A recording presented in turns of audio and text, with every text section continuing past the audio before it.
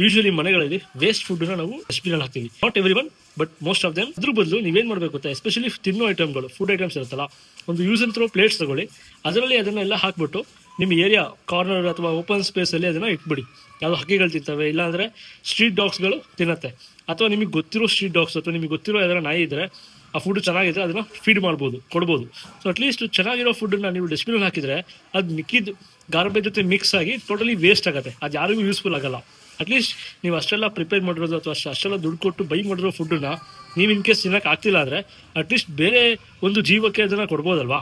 So think about it. Don't waste food just by putting in garbage. ಅದೇನಾಗುತ್ತೆ ಅಂದರೆ total waste ಆಗುತ್ತೆ. ಅದ್ರ ಬದಲು ಒಂದು ಹೊತ್ತಿಗೆ ಒಂದು ಜೀವಕ್ಕೆ ನೀವು ಫುಡ್ಡನ್ನ ಕೊಟ್ಟು ಪುಣ್ಯ ತಗೋಬೋದು. ಇಷ್ಟ ನಾಯಿ ತಂದು ಹಾಕ್ಬಿಟ್ರೆ ಆರಾಮಾಗಿ ತಿನ್ನತ್ತದು.